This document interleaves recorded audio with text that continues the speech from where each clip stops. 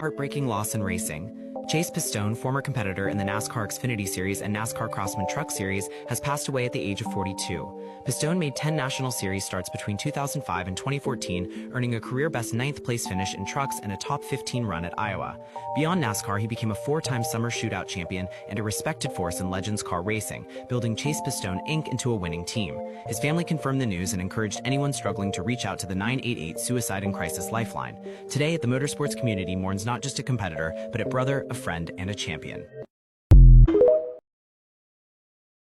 This week, I reposted on X a horrifying video of, she's not my friend, but she's a dear friend of my friend.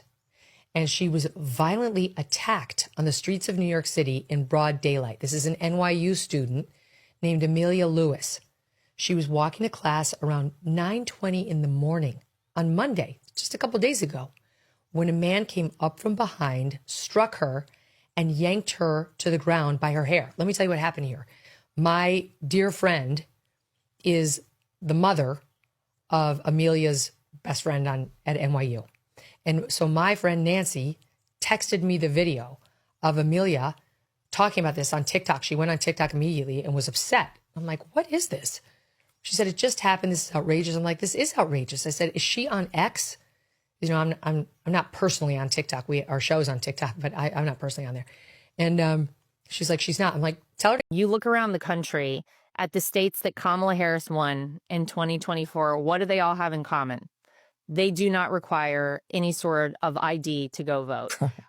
If we don't know that we can trust our elections, then we really can't call ourselves the United States of America. If there's any room for any funny business, then people are never going to trust the process of voting. And that is foundational to who we are as Americans. And so, yeah, I think it is crazy that anyone would not be fully championing this. And you do have to ask yourself, from the perspective of the Democrats, why is it that if 71% of their voters believe that you should have to have an ID to go vote, to prove you are who you say you are, that you are of legal age and status to vote, and you can go vote in our elections, you're a legal United States citizen? The only thing I can think of is that you have nefarious intent. And I think everybody at this point, Miranda, knows that. And it's completely ridiculous. And so for anyone out there on either side of the aisle who is not pushing hard to make our elections more transparent, to make it so that every American feels secure when they go vote, it is a shameful thing. It has nothing to do with race.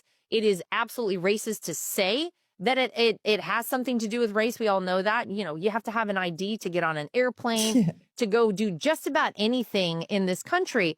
You should have an ID to go do your civic duty of voting in our elections. It's ridiculous that anyone would be pushing the other way.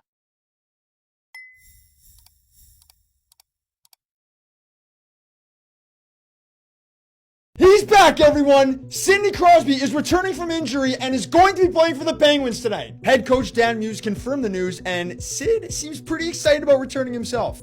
Good.